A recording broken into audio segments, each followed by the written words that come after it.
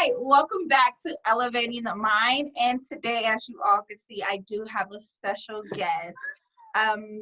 Her name is Karina, and she's actually one of my classmates. We're both in the MSW program.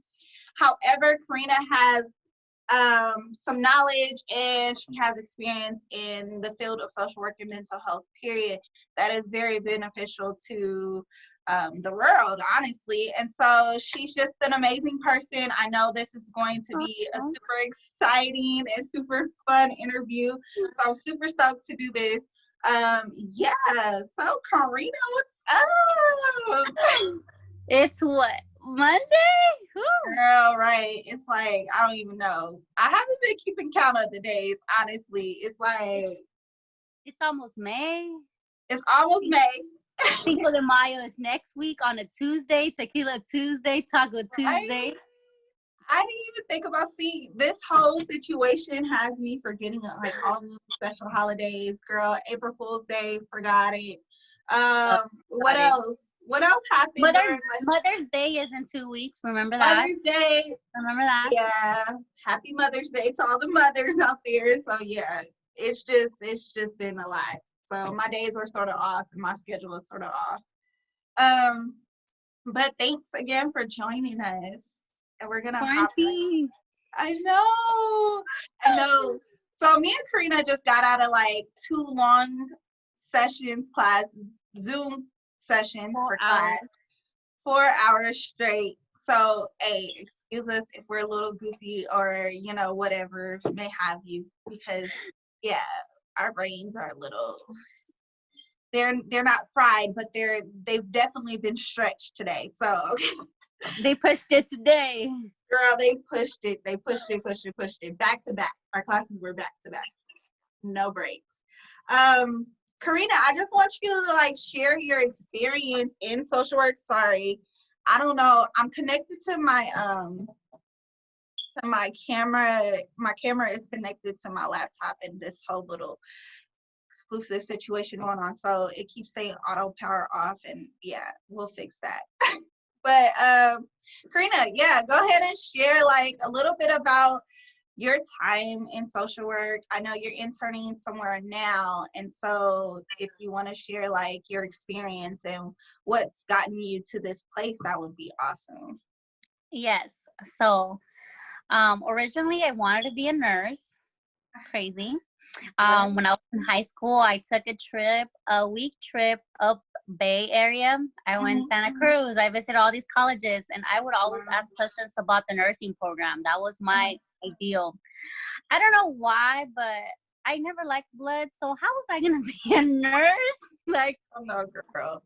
I don't know why I thought I could if I didn't like blood. And I knew I didn't like blood, but the thought of wanting to be a nurse just, I don't know, I was going in that direction.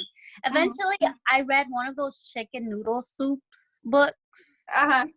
And I saw something about social work. Then I started reading more about social work books. And then I just fell in love with social work. And then midway into my college, getting my bachelor's, I took a social work introduction to social work class, and they introduced me to the whole social work, and then they gave us tips like, okay, if you plan on to just like the basics of social work where you don't really get to go into the mental, get licensed, you just want to get a job as a social worker and not move up, go ahead and just get a job, get like your bachelor's in sociology get your bachelor's in social work, because with the bachelor's in social work you'll be able to stay in that field.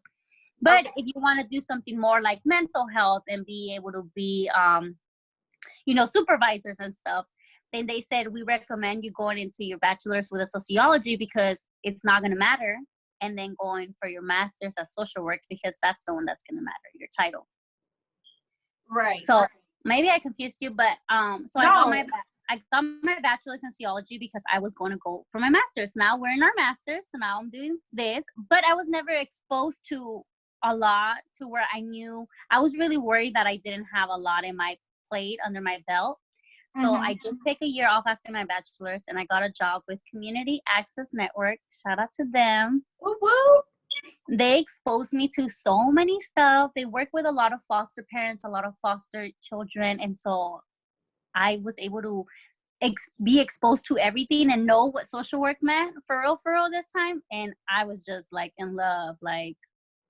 And then I had meetings with actual social works, Riverside County social workers, and they talked to me because I would be the behavioral therapist. And so they would talk to me to kind of communicate. We would communicate to see whether the kid needed this, the kid needed that, etc. And I just saw the light of it, the best parts of social work, and then the bad sides, because not every foster parent is the light, and some foster parents, I'm like, how did you pass the How'd system? you make it here? Right. Like, and I fought with so many parents saying like, oh, I have a 10-year experience. Who are you to tell me? And I'm like, you know what? I just came fresh out of school. I know what I'm talking about. So yeah. I just seen it all. And now, when I work, that was a whole different experience. Then I work as a school, right? Now that I'm interning as a school, it's a whole different field now, because now I got to work with schools, with principals, with teachers. Now it's a whole different. But I love the exposure I'm getting because it's so different as we see how everything affects the kid academically wise, and parents don't realize how they act at home could affect the way they are at school. Like, you really don't think Tommy is gonna act this way in class because you have problems with your husband or the other kids. Yeah. Now, I got accepted last week to interning at a hospital that I wanted to get into. Woo! Yeah. So yeah. I got accepted to Riverside Universal Health System. Cool. And I will be working with kids who are being sexually abused. Awesome. Whole different field, but yeah, it's a whole different field. Like, people don't understand the many different hats that social workers wear, and I honestly didn't understand until coming into my first year during my master's program. I just had like a one-track mind when it came to social work, like especially because I came in under the Title IV-E stipend, so I came in under the Title IV-E track. So I'm working with child welfare. So I just had a one-track mind, like, yeah, I'm gonna just be working with families and kids. I think the greatest exposure to social work for me was one of our professors' class, and it's macro social work. And so I like seeing a different side of social work where I could work with policies and I could work with community development.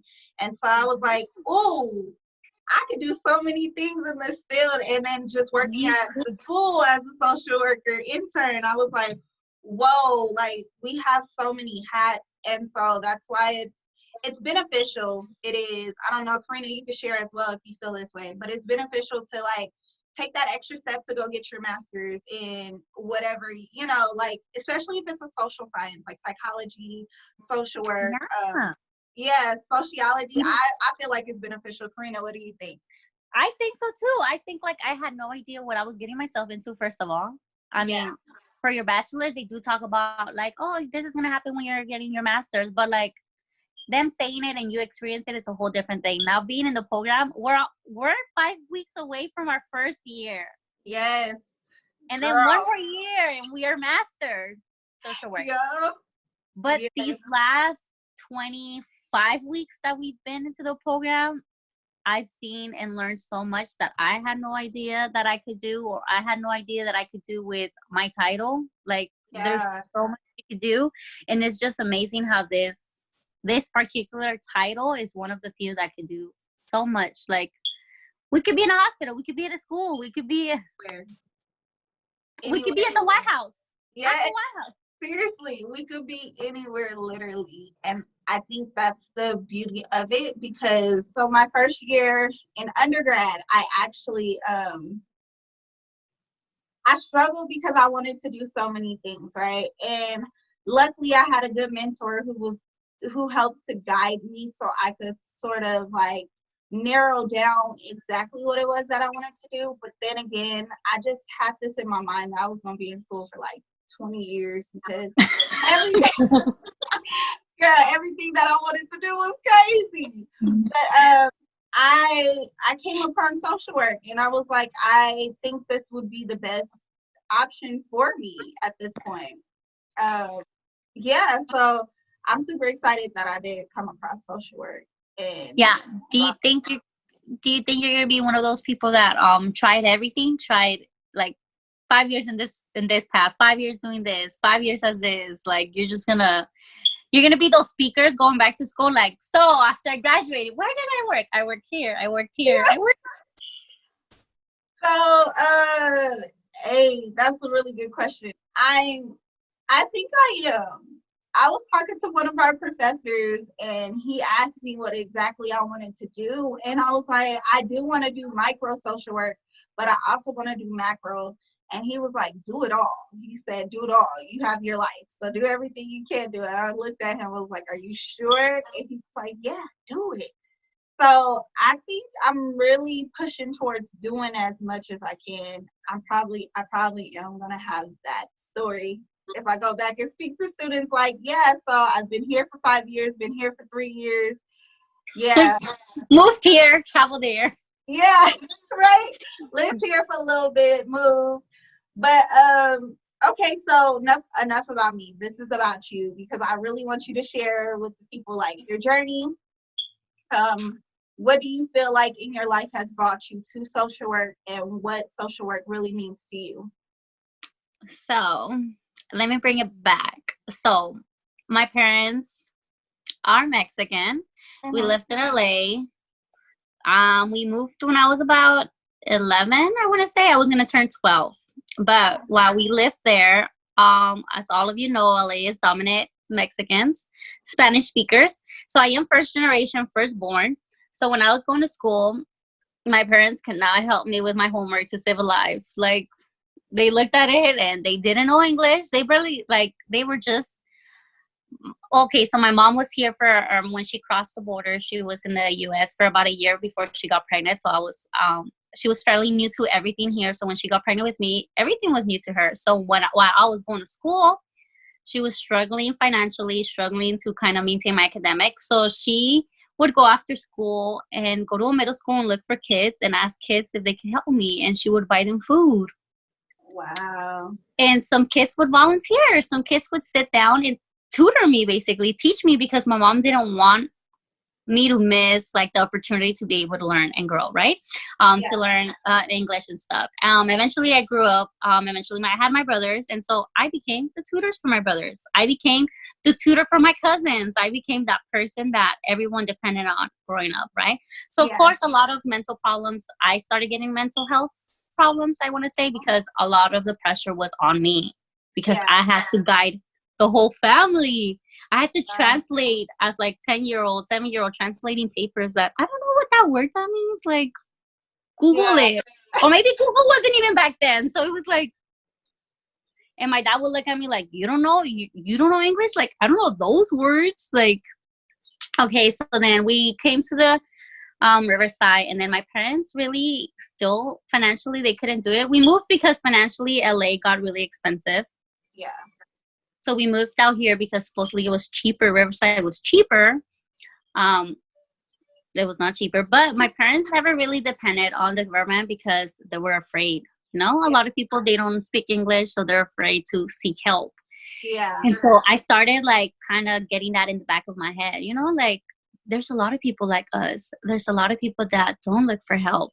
There's a lot of people that have immigration status that don't look for help. And so I started building like this idea in my head of what other people might be going through. And then I went through the whole high school, the whole being a nurse. So I thought I wanted to be a nurse for that reason, you know, to help people like me. Yeah.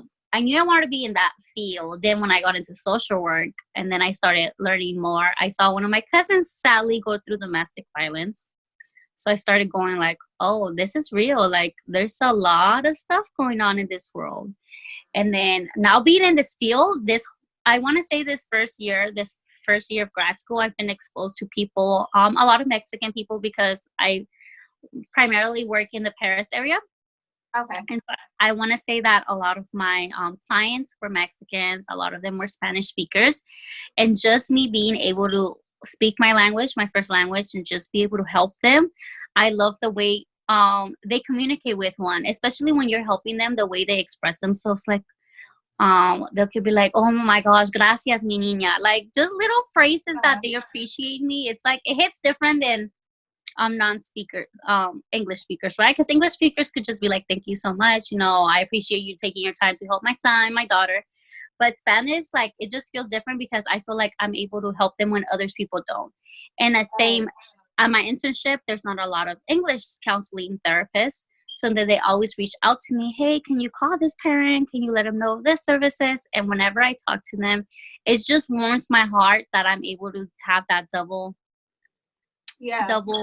step. Oh, you know what I mean. I can help double people. I have that bilingual thing that I could do. So learning and growing and being able to help so many other people, I think it's just been in my head that I've been wanting to help people like myself, my family. For a long time, I did think about moving to LA, you know, because that's primarily the place that people will need help.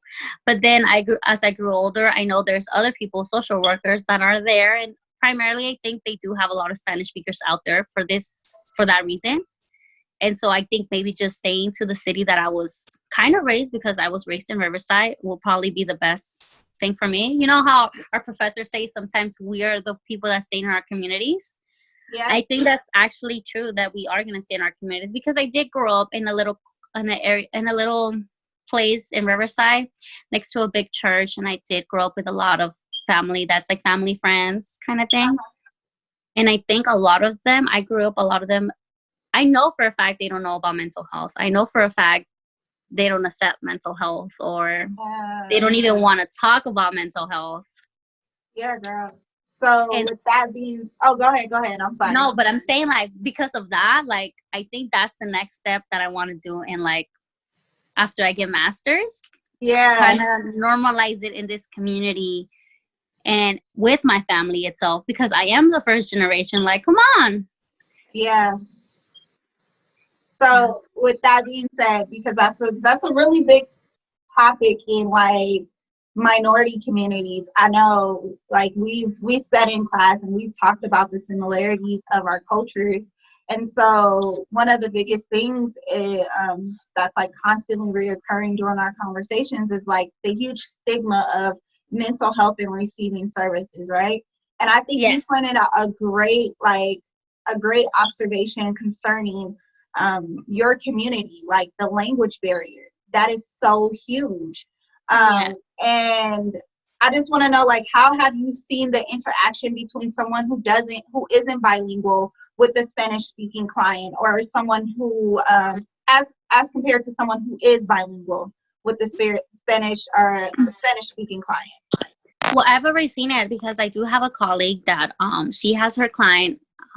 She's had her client for the last 5 years, and the mom is a Spanish speaker. Okay. And so she's been working for her for the last 4 years. I come into this field, and I'm not her. She's not my client, but I'm like her. She has 2 therapists, so it'll be me and the other my colleague. Right.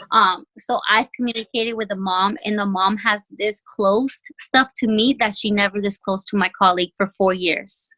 Wow. Stuff that was really important and should have been done in the assessment. Stuff that should have been answered at the very beginning, and she just disclosed it to me because she felt that connection. So when I told my colleague, like, we were talking about this case because we worked together, and we were talking about what's been going on, she was like, what? And I was like, yeah, didn't the mom tell you? And she said, no, how did she tell you? And I'm like, maybe it's the Spanish thing. And when a mom feels that connection with another Spanish speaker, she's able to open up and she feels comfortable. Yeah. Whereas if it's somebody who's English, she had a translator. Keep in mind, she had a translator, my colleague. But it's a whole different thing, because a translator is way different than the actual therapist. You saying it to yourself. You think the mom probably would have felt comfortable telling 2 other people, like, at the spa, instead of just me when I filled that report. So we talked about it, and I said, you know what? It's like crazy how different the relationships could be with her. Like, she was working at it for 4 years, right? Where I was working it for like 2 months, and I was able to get this out. Girl. 4 years. Okay, so for those who don't know, like an assessment is the initial. So you get a client, and a lot of agencies, when they get a client to assess what services they need or what type of therapy they need, they do what we call an assessment. And so, like the assessment discloses like very important information in Mm-hmm. order for you as a therapist to help that client. So for it to be 4 years, and then, my colleague comes in and she's working there now, and the patient is disclosing something 4 years later to my colleague, it's like you see that sort of misrepresentation in like the mental health world, honestly. And so that's the biggest thing to me. And like vice sort of similar situation. It's not necessarily a language barrier, but I feel like for my culture, like just what I've experienced, it was a cultural barrier. So it's like we have therapists who are offering advice and giving because I work with kids, so giving our kids tools and like, oh yeah, just go ahead and do this, or just focus on CBT. Like they focus on CBT, the therapist, or they focus on changing negative thoughts. But it's like these kids go back home to chaos. Like you don't understand the culture Yeah. in which they live. You don't understand their religion, and so it just builds like this huge block. And then when I come in and they say, oh, this is Kayla, she's your therapist or she's your counselor. And they're like, oh, heck no. It just closes them off to even accepting that help from us. So it's a challenge to tear down those barriers, but I think it's very important for minority mental health professionals to always remember, like, this is our goal, to tear down these barriers. I really like how you said, I want to start tearing down that barrier in my family. Like, how has that journey looked? Because, girl, Let me tell you how it's gone. I know. It's just a difficult thing to go through because a lot of stuff a lot of times I think about respect and how I shouldn't act this way, or what are they going to think about me, etc. Especially me being a female plays a big role in my family. I don't know if it does for a lot of the Latin communities, because I've heard other stories, which is crazy because you would think that, I mean, you're in the same ethnicity, right? So you might Mhm. have the same values, the same rules and stuff, but it's different because I'm a female, so my rules of my brother obviously are different. He could do whatever he wants, I cannot. I gotta Mhm. be in this household forever till I get married. So if my Yeah. boyfriend sees he wears the ring. I'm just kidding. Hey, whereas boyfriend. whereas the other cultures, it's the other way around. The male gets babied and the female could do whatever.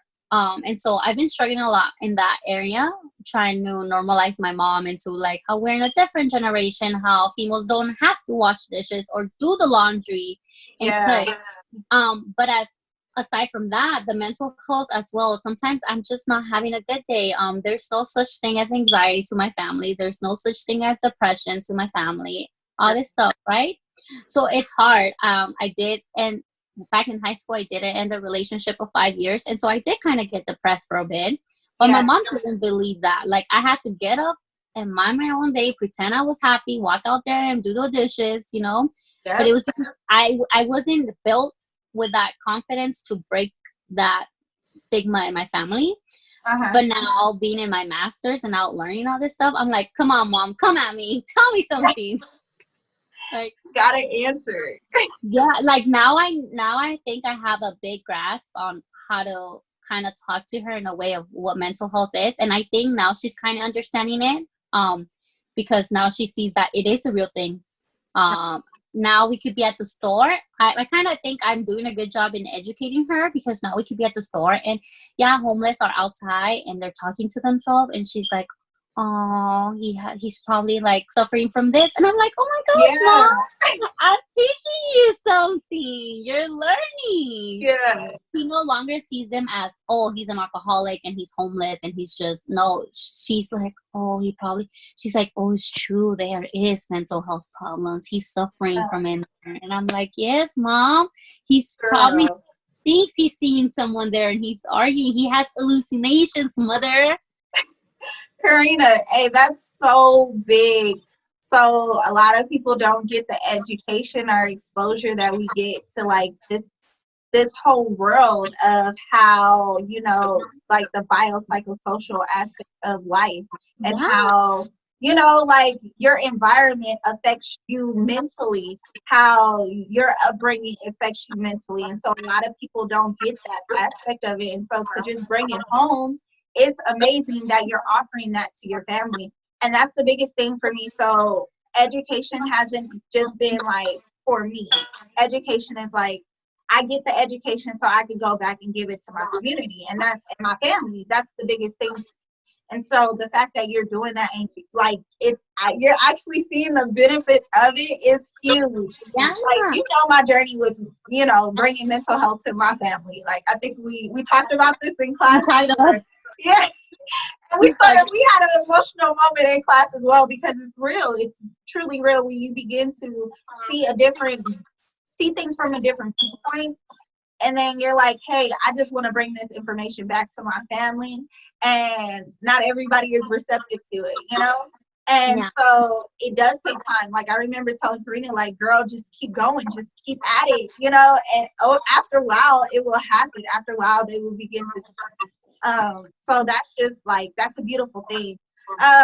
What has been one of the main challenges that you'll say that you've gone through trying to like put this message about mental health out there to your family?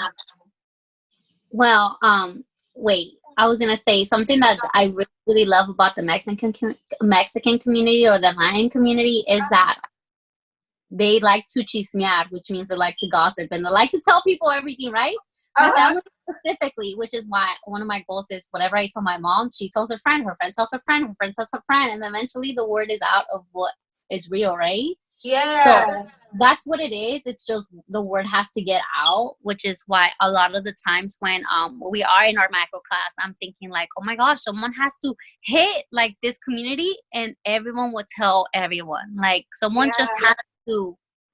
People just have to all talk to each other, normalize it among each other, and talk about, you know, if people do workshops, talk about all the workshops available, you know. But it's a thing that I think one person has to do it. I don't know if I'll ever have the gut, you know, maybe in like 10 years, I might be like, you know, I know all these people. Let me just mark my spot in Riverside and do it. But I think one of the challenges that I faced, well, my biggest challenge that I faced was that my parents didn't approve of my education as much, which is crazy because I just told you my story about them teaching me English. But then when it came to college, I don't know if they ever thought about that. They did, but they didn't realize how long it could take me. They wanted me to get a little career. I know for a lot of times, my dad wanted me to do nails or do cosmetology or do bakery. You know, he wanted me to do something short term. Yeah. Where I wanted to do something to impact more people. Right. And so for my bachelor's, I didn't get as much as approval as I wanted or as much as support as I wanted, but I did still continue. I pushed because I had a goal in my head that I wanted to be successful, wanted to help people. Right. After I graduated from my bachelor's, congratulations, like they threw me a big party. They were proud of me. So I knew they were proud. It just took time for them. Now getting my master's, they don't understand why I'm back or what the master's is going to do. And so a lot of the times I do feel discouraged that, you know, my support is not my parents. It could be myself, my colleagues, my cohort, my boyfriend, you know, teachers. Those are my backbone, the people that are pushing me. But I still continue to push forward because if you have an end goal, you have an end goal. So I'm hoping with everything after I get master's, everything that I've learned, I'm going to be able to bring it back to my parents and kind of, I don't know, I have an end goal that at the end they're going to see that what I did was worth it. But Yeah. right now, the challenge that I'm facing right now is them understanding what I'm doing. Like, they thought I'm going for social work, right? They know I'm going for social work, but they don't understand that their counseling therapist and all this is under social work. So the other day they were arguing in the kitchen, like, did you change your major to a therapist? And I was like, no, I'm still doing therapy. Yeah, they don't get it. Yeah. Because like, I do run my own business, right? That's my little side business right now, especially because as a graduate student, it's really hard to work on the side. So I just do the little cakes, my strawberries and stuff. So I was making a cake. Do not say little cakes. This girl is a freaking genius when it comes to cakes, okay? Like, and decorating, she's a genius, and the way she puts stuff together is amazing. So last weekend, thank you. But last weekend I was doing an order and my dad was like, "Oh, you have talent. Why are you going to social work?" And I'm like, "Dad, if you really think this small business is gonna give me a life, like, Yeah. you think I can afford a house and my family and my kids and my car and like my luxury life with this?" Yeah. And then he was like, my mom was like, "You're still going for social work? I thought you changed this to a therapist. Aren't you being a therapist right now?" And I was like, Mom, a social work has so many options. I'm going to try it all. I was like, next year, I'm going to be at a hospital. Are you going to say I'm a nurse now? Right. No, I'm not a nurse. I'm still social work, but in a hospital setting. And I was like, so my challenge has been trying to educate my parents on what social work is, what mental health is, and then the overall role of a female now in this generation. We're in 2020 and they still act like 1970 something, that I gotta cook food for my husband. Yeah. I gotta feed my husband first before I feed myself. Like, girl, those generational barriers are so real, and the fact that I don't think a lot of people know what social workers do. And so I think it's just a huge misconception out there that we just take people's kids. That's what we're here for. That's what we do. We work for the county and we take people's kids. Or we remove children out of homes. Yes. Yeah, we remove children. That's it. Like, we don't serve any other purpose. But honestly, I met so many different social workers who work in so many different fields. I met social workers who have their own therapy practice. I met social workers that's the goal. I met social workers who work in the schools. I've met social workers who work in juvenile correctional facilities. Like, we are everywhere. The White House, like Karina said earlier, like, we're everywhere. We're doing a whole lot of things. And so I think just really bringing awareness to how diverse this field is, on top of just bringing awareness to the importance of mental health itself. It's a battle, but it's like, I see, like you said, you have an end goal. And so I see the end and I'm like, I will keep going. I have to keep going. And that's the encouraging thing about our cohort, girl. We're like, we're going to do this, no matter what. COVID happened, and we're like, hey, we're going to help each other. We're going to get through this, because we know, like, we all have an end goal to help other people, to help communities. And so that's the biggest thing. How has it been? Because I know you're still doing therapy at home, right? Yes, virtually. Okay, so how has that been? Because I've been hearing it's challenging. It's challenging. Let me tell you, it's challenging. It's a whole different thing. I do miss seeing my clients at home, at school, just because I think the clients themselves had the privacy to open up. At home, I feel them having like this wall built. We have brothers interrupting. We have moms interrupting. Not even interrupting, moms just in the room. And I feel that tension. So I look at them and I know, like, so a lot of the times I feel my sessions have been dried. I try to make them fun, because it's hard, right? To do arts and crafts. How are you going to have the same supplies I have? They might not. Sometimes there's too many people living in a house. And so they're trying to find a spot to kind of have some time. And then I'm talking and I'm having like a session like, how was your weekend? What did you do? And then I can hear that my client will tell me like, oh, I play video games, oh, I watch TV. And then the brother in the back would be like, you're lying. And I'm like, am I talking to you or am I not talking? Like, and then my client goes, shut up. And then I'm like, well, here we go. Like, now we got to change shift, you know? Now I have to address like, are you supposed to answer your brother like that? But now my goal and what I had planned for the day kind of goes out the window because now I have to address how he's talking, like the way he has to cope and he has to work with his sibling. So it's like a whole different, I can't really plan anything out with them anymore. Now it's just kind of wing it. I have an idea, but it's like plan B, C, D, F, G, like. Right. The whole alphabet at this point. That's what we need. Sometimes their internet is not as strong, or maybe it could be mine, but you know, I can't depend because especially like I was mentioning before, I do work for Paris. So a lot of my clients are in that geographic area. And so a lot of the times internet might not be as great or as strong. And so I'll see them freeze up and then we have to end the call, then restart trying to do the virtual thing again. But then I have other clients to see. So then it's like our sessions kind of went shorter. So it's just a whole different thing. It's crazy to see that as of tomorrow, I'll probably have 3 more sessions and then that's it for the year. So it kind of breaks my heart. Yeah. Because a lot of my clients I did start from August last year and just to end it like this. Yeah. After I had promised them that we would have a little party, I'm like, how do we have a party virtual? Like, right. So if you have any ideas, let me know how to end my. But it's just a whole different thing. Of course, I mean, everything happened without us realizing, and everything came so fast. I think one week it was like nobody was taking it seriously. Everyone was joking around, and then the next thing is like everything's closed, and you're like, wait, this was for real?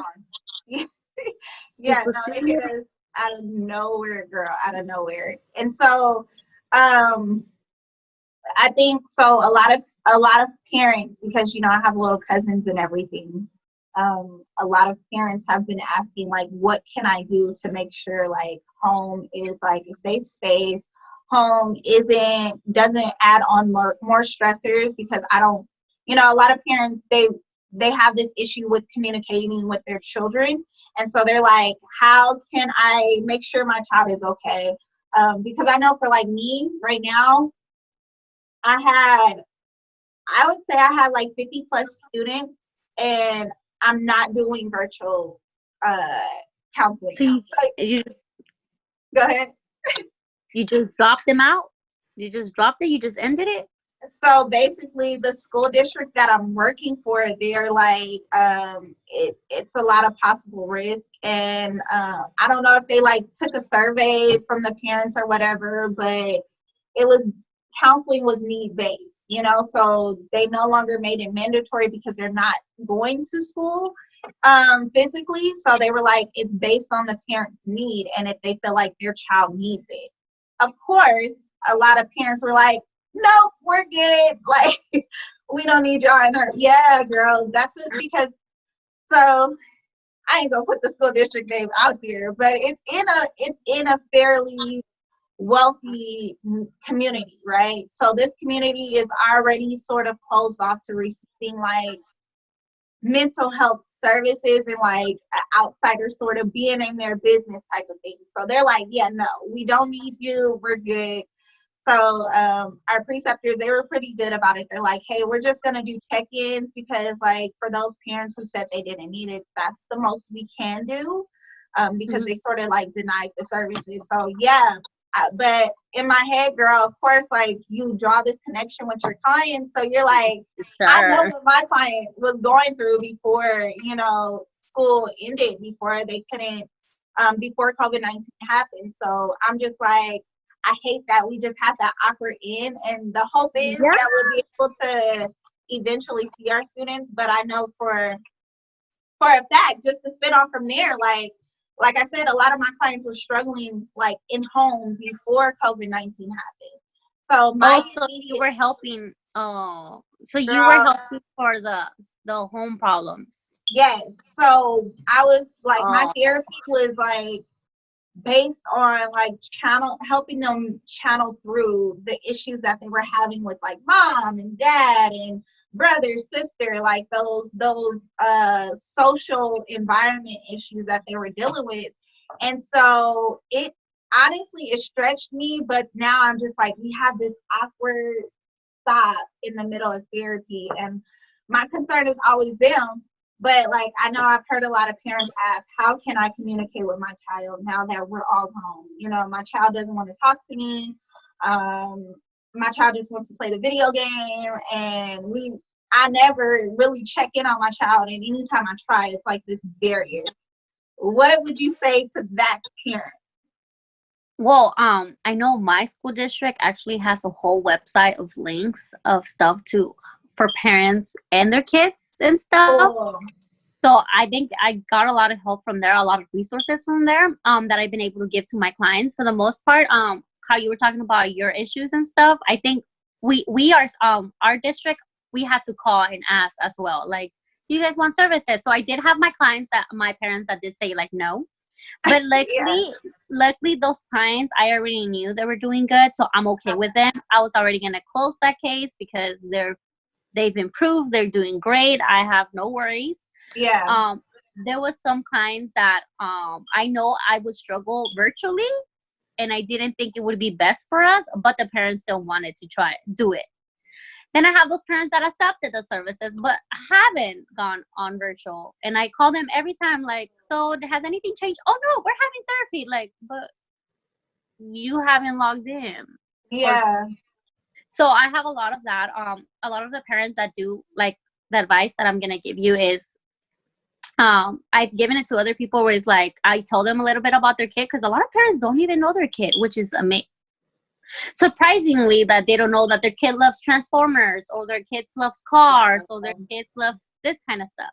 So for those parents that do say like, my child only wants to play video games and stuff, I tell them like, oh, on Google, if you Google Transformer stuff, um yeah. Transformer activities, if you bring it up to him, I guarantee you he's gonna talk about Transformers. If you talk about Pokemon, I guarantee you he's gonna talk about Pokemon. Yeah, All you have to do is kind of find your child's interest and kind of start talking to him. Kind of, they're the parent as well. So I used to have a client that always suffered trying to talk to parent or following rules. So I created this like game.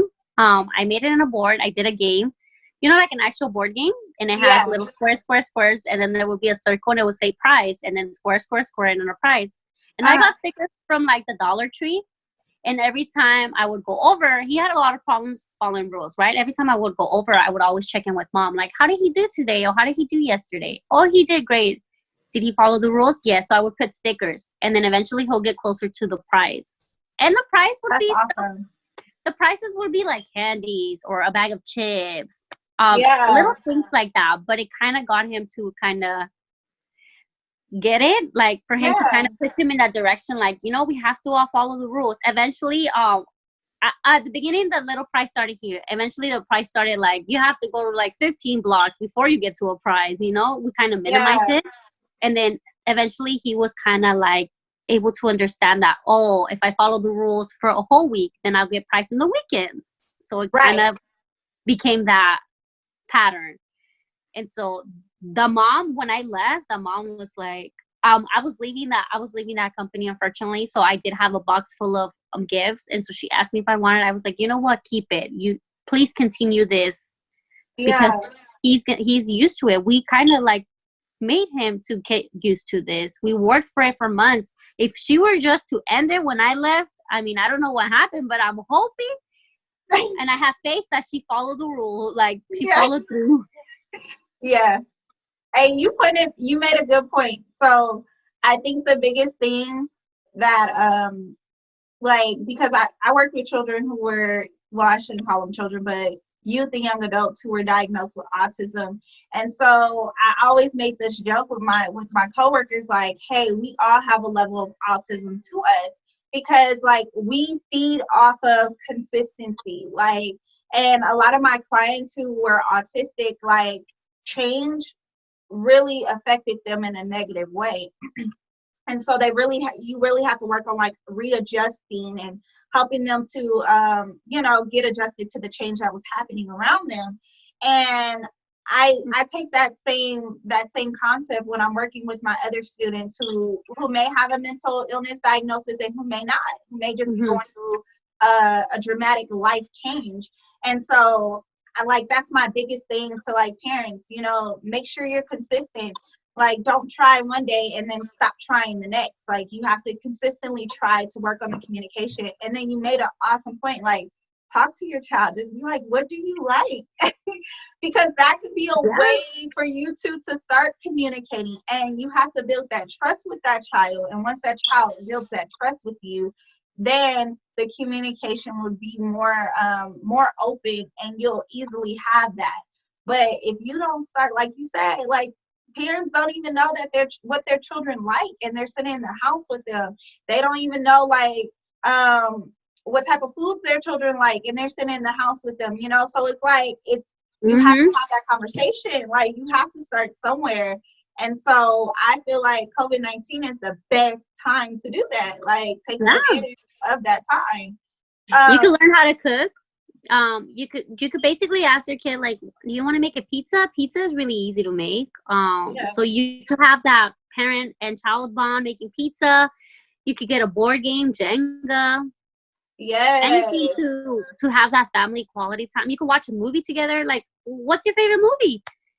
Like, for example, Transformers. Okay, let's watch Transformer. I'll make some popcorn. We can have some drinks. You can watch Transformers. No, for real. I think so that's like super important for parents to know. Like, I was listening to something the other day, and they were talking about like overcoming the obstacles of COVID-19 and building the communication between parent and child, because a lot of times, unless you work with children and parents, you really don't understand the disconnect between the generations. And so, because I had the opportunity to work in a school setting, and to work with kids for a while, I like seeing that obvious disconnect between the parent and the child. And so it's a real thing. And then, but what they were saying on this webinar, they were like, hey, parents have to be creative. You have to be willing to look silly to your child. And I was like, whoa, that is so big. I think my most I wouldn't even say successful, but my most beneficial sessions with some of my kids at the school, I looked silly and I said something crazy, and they were like, Miss Kayla, what are you talking about? And I'm like, I really don't even know. And we just laughed. And then that's the moment where they like, but look, this is what's going on with my day. And, but we had that communication. We had that like relationship for a minute, where it's like, oh, you're a human. You're not this alien out here that's just telling me what I should do, what's best for my life, and asking me how do I feel today and all this stuff. No, you're human, and you make mistakes as well. And so I think that's really an important factor, like, for your child to see that you're human and that you want a relationship with them. So yeah, I think that's super beneficial. Yeah. I think I had a challenge girl client this year. I couldn't connect. I couldn't build that rapport, Yeah. we couldn't move on. We were stuck in rapport building. We were stuck in the phase where she didn't want to open, and it was kind of like awkward, but I never make things awkward. I think I talk and talk and talk till eventually something comes out of her. And I remember one time at the very beginning, I was asking her like her favorite music, and she was telling me all these rappers, and then I was like, oh, I know rapper, I love her. And she goes, who? And I was like, me, I know how to rap. And she goes, no, you do not. And I said, I know how to rap, give me a beat. And she was like, no. And I said, come on, give me a beat. And she was like, no. So I started doing a beat, like a beatbox. And I was like, this is the rhythm I want. And then I just started saying, hey, I'm Karina, I'm the counseling therapist. I started rapping. I don't know what I said, but I said it in the moment. Yeah. And she busted out laughing, and she was like, never do that again. And I was like, but was I good? Was I a 10-10? Would you see me in a concert? And she just busted out laughing. And so I broke the ice. Like, I opened her up. So then she was like, she was like, you know what? You're pretty chill. You're pretty cool. And I was like, oh, thanks. And I was like, you don't Yeah. have to tell nobody, okay? I won't tell nobody. She was like, trust me, I'm not going to tell no one you rapped. And I was like, okay. No, seriously. I think so. I know a lot of parents, they're like, high school is that age where they feel most disconnected from their children, high school and middle school. And so, Majority of my, huh? that was majority of my clients are middle school, high schools. And see, it still works with them. I think a lot of parents feel like, oh no, because my child is mature, you know, or my child doesn't really talk that much. So me being silly, that won't work with my child. Look, it works with even the middle school and the high schoolers. Like, it does, because like I said before, they get that moment to see that you're real, you're human, and you could connect with them and you want to connect with them, you know? So I think that was like, that's a super important piece for parents, especially during this time, because our children, like COVID-19 and the stay-at-home order, it affects them. It does, because it does. A lot of kids, you know, they're used to being out, they're used to going to school, having this daily routine, and then to be in the house, stuck in the house, and a lot of them don't communicate with their friends, because some of their friends may not have cell phones, some of their friends may not have laptops, and so it's like just drawing this disconnect from what they're used to. It's hard. It's hard for us, and we're adults. You know? Look, we over here like, we got to get up out of this house. So it's like, I think parents need to be aware of that and do try to have these conversations with their kids, especially, I know I've seen a lot of mental health providers now going to like telehealth or Better Health, and doing like conference calls with their clients, which is awesome. But someone mentioned a while ago, like, it's a whole community that can't afford mental health services, you know? And so I think it's really important for parents to remember that my child I may not have the money, you know, to get these services for my child, but I could be therapeutic to my child as well, you know, rather than adversive to my child. And so you just want to remain in that mindset to be therapeutic to your child during this time, because it's serious. Like, it's a real thing. And then the uncertainty, like, we don't know when everything's going to go back to normal, if it goes back to normal, you know? And this is the perfect time, like you mentioned earlier. We're already been quarantined on 1 month for the most part, maybe 2 months. We don't know, with everything going on. I thought we were gonna get lifted in May, but you know, this past weekend, all these beaches go happening, all these accidents happen. Everybody was out and about pretending like nothing happened. So now they're changing. So now they're gonna keep pushing it. So this is the perfect time to bond with your family. I've bonded the most with my mom that I've never bonded before. Wow. And it can literally be making a sandwich in between my classes, because we are in a time crunch with classes. So it'll be me just coming out in the going out to the kitchen. I'll be making a sandwich and I'll be talking to her. But it's that connection, like that little talk we had probably meant a lot to my mom and myself, you know? Yeah. So for parents out there, it could just be like, hey, want to make some pancakes? Want to make some waffles? Want to have a bowl of cereal together? It just takes that little one time out of the whole day before your kid goes and watches TV to have an impact, and to kind of be in their head like, wow, my mom had breakfast with me this morning, or dinner with me. Girl, that's good. No, that's really good. I think a lot of people need to hear that.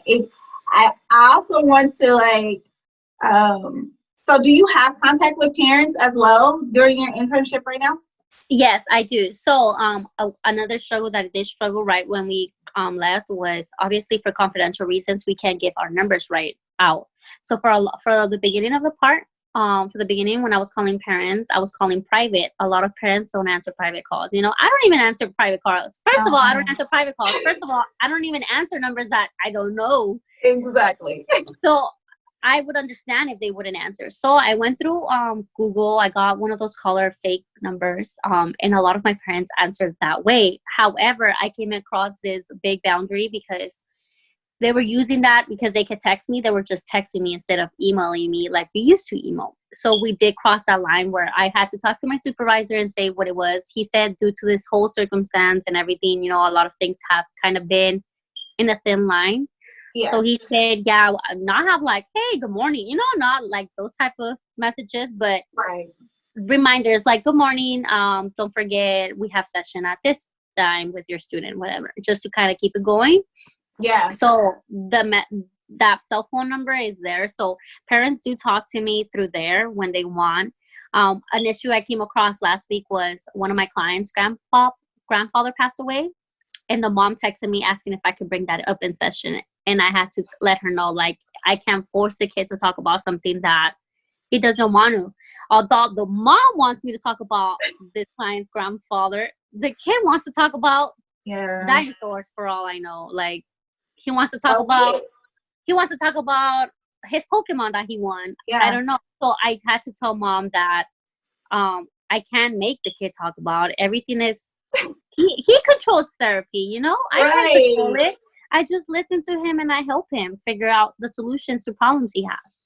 And so I think that she brought up a good point, which was that I don't think moms have an understanding of how therapy works. Even though we try to explain it in the way that they can understand it, I think sometimes they forget. Mm-hmm. And I've come across it. And so I was like, I'm sorry, like, he might talk about it, he might not. We do have, like I mentioned, 3 more sessions, and I told her it's something we might be able to talk about it, but if I can, it's something that you're gonna have to talk about it in the summer. Like, right. There's no. I'm like, I could give you guidance how to support him, especially with grief and loss, but I myself can't force him. Like, I can't bring it up either, because he might look at me like, how do you know? Right. I will break that rapport that we've built. Girl, that has been an issue. So, like, just with all the training and all the education that we're getting, we've been taught from the jump, like from the start of grad school. Even in undergrad, I was taught, like, the client leads the session. You meet the client where they're at. Like, that is the biggest thing. And that relates to life as well, like with your family, with your children. Like, you meet them where they're at. And so when you try to pull them somewhere that they're not ready for, it will definitely cause a division or some type of conflict, because they're not ready to be there, and you're ready, but they're not ready. So I think that's the biggest thing. I think I never really had one-on-one interaction with parents. I always got the interaction from the parent to my supervisors to me. And so they'll require, like, hey, you should bring this up in session. And I'm like, that's not the appropriate way. Yeah, that's not how it works. That's not how it works, because at the moment you decide to bring that situation up in session and that client hasn't opened that line of communication on that particular topic, you've already lost the client, and you're going to have to work twice as hard to build that relationship again, because they're not going to trust you. Like, you went to talk to my mom and you're supposed to be here for me. And I think for parents, they need to remember that, like, your child feels like you're there for them. So make sure that you are following the child's lead when it comes to communication. Make sure you're following their lead. It's some things, I understand, some things parents have to address. But when it comes to, like, emotional topics, like, allow them to open up to you. Like, don't force it, don't pull it, don't tug it. Just, be supportive. That's all you can do. Like, that's what they tell us to do, right? Be supportive. And the support really helps. Like, I've seen throughout my time interning throughout this year, I've seen, like, me being supportive, I was able to make more breakthroughs being supportive than I was by, like, badgering. Hey, what's going on? Tell me. I know something's happening. That didn't work. I was just like, here, hey, every day. I had one client, girl, like you. I had a problem client that would never come in and talk, and every day it was just like, okay, so, hey, I'm here for you. If you ever feel like you want to talk, if you ever feel like you're going through anything and you need support, I'm here for you. Man, that client opened up so much, and it was like beneficial. It was like this client's breaking point. And then he was like, look, I have to tell somebody, because I know what I'm going through is not right. And so the biggest thing, I think a lot of people are like, what's the tool to therapy? We learned so many we learned so many theories, We train them so much, but honestly, like the biggest thing that our professors have like instilled in us is this support and allowing the client to lead the conversation, like meet the client Mhm. where they're at, you know? And so I think that's been the most beneficial thing that I've learned thus far, you know, and that I've implemented thus far is just being supportive. Yep. Because I think you go into like a session having an idea. Oh, at least before this grad school, I used to think for therapy, like you would just show up and like the client would just show up and you kind of would just lead it, Yeah, have your plan. But in reality, like the client could be having the worst day ever, and then he comes in and he's not going to cooperate. Like, and you had this plan, like this activity, and your client's just like looking at you. So then I think now, like now that we've been exposed and now that we've practiced it, I mm, think now we have the idea where we sit down, the client sits down, and you talk to them like normal, like how are you, and then you see where it goes. yeah, Like sometimes they could just start talking like you said, like you mentioned, and then the whole 30-40 minutes, however long your session is, goes by like super fast. I've had a session run for like an hour and a half, but it was this girl was just pouring her heart out, stuff that she never brought. But that's when I realized that we've moved past rapport, we finally got that connect. yeah, yeah. So And that's then so for people who don't know what rapport is like building that relationship. And so in therapy, they want you to engage your client first, build that relationship before you really start diving into different techniques they can use or offering them tools. You want to make sure like that client therapist relationship is there. And so yeah, that's what rapport is. But go ahead, I'm sorry. Yeah. yeah, but that's where it's at. It was kind of complicated at school though because we did communicate with principals, teachers, and stuff, and teachers would be like moms telling us stuff, so snitching them out. And then when the client will find out that we found this out, they'll be like, Yeah. "Why blah blah?" Like then we became like, "Oh, so our problem at school was basically our communication with teachers and them not finding out we're talking to teachers because it'll be like we're talking to their mom." Yeah, yeah. And that's the difficult thing with working out of school. But like she said, like the rapport part is really, really huge because if you have that rapport with your client, you can always find a way to get rid of like that awkwardness, that elephant in the room. Because hey, we got this rapport. I know what this client likes. I know, I know about this client. So hey, let's address this issue. I know how to address this issue with this Mm-hmm. client because I built that rapport. um, Girl, I'm so happy you came on because this is so good. Like I I think we covered a whole lot. Like we went from social work, the field of social work, what it is. We went to talking about We went left, right? We did a whole girl. 360. Like, Yeah, we went everywhere. Honestly, we did. We went there today, and so I just really want to thank you, Karina, because, like I said before, she has so much knowledge, and I told y'all, I warned y'all, like this is gonna be filled with knowledge because this girl has so much knowledge, and her heart is in this, and she has a heart for people and helping communities. So, like, I knew this was gonna be great. I just want to thank oh, her for coming on and thank you. agreeing. She said she doesn't even feel well, and she still came on to just to share with you all. So I'm super stoked. I can't thank her enough. I love her. I love her energy, and I love what she's doing. So yeah. Any last words or comments, Karina, before we leave? I better see you on my channel. Yeah, Your turn to I come got to you. my YouTube I channel. got you. Yes. And tell the people your YouTube channel because we're gonna Yeah. like, I comment, think it is. subscribe. I think it's just my name, Karina Duque. But I am working on a project, so I will be working on a series. It's gonna be episode 1, but it's gonna be starting your own business. So for any people trying to start a business, whether it be bakery, whether it be what other business can they do? Um, Bakery. the cricket maker, art and Yes. craft type of person, anything, jewelry, you Right. know. I do have like I mentioned, my small business of bakery, and so I didn't want to kind of like just do it for myself. I kind of thought of doing it as a YouTube to kind of see the whole process behind the scenes, how it is, because it's Mhm. not just sparkles and glitter and rainbows. No, there's sadness and financial problems and spending money. And Girl. so my YouTube is gonna be all about bakery.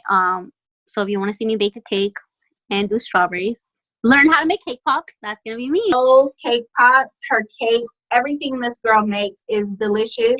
So I'm definitely hopping on, and I need you all to hop on as well.